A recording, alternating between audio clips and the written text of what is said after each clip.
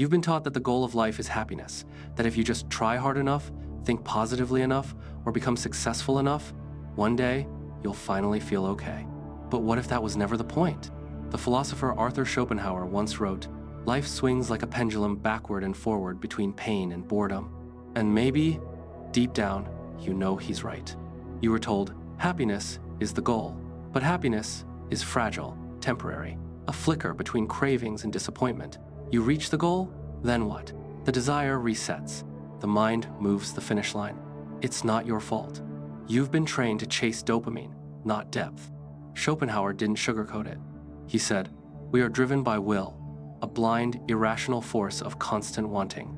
Wanting for food, power, love, meaning. But even when we get what we want, we suffer again. Because now, we're bored, or afraid of losing it." Modern life calls this progress. Ancient wisdom calls it illusion. The Hermetic masters knew the truth long before Schopenhauer, that what we call reality is mental, not metaphorically, literally. This is the first Hermetic principle. All is mind, the universe is mental. This isn't fantasy, this is foundation. Your entire life unfolds through your consciousness. What you think becomes what you perceive, and what you perceive becomes your prison or your path. If everything is mind, then chasing happiness out there is like chasing your reflection in a mirror. You can't catch it because it's not real. But that doesn't mean life is meaningless. It means life is something else entirely. Not a reward system, not a video game, but a school, an initiation. Schopenhauer revealed the truth of suffering. Hermeticism reveals its purpose. You are not here to be endlessly pleased. You are here to remember who you are, to wake up to the mind behind matter, to master the laws that shape your life. Happiness fades, but awakening endures. Because awakening isn't an emotion. It's a shift in identity, a death of illusion, a birth of power.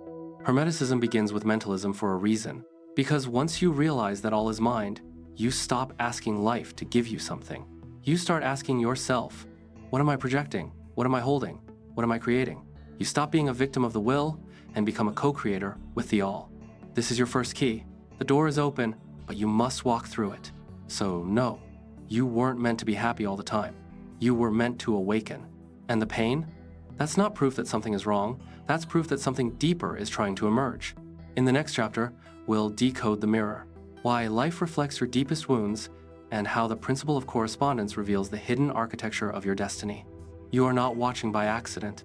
This is your initiation.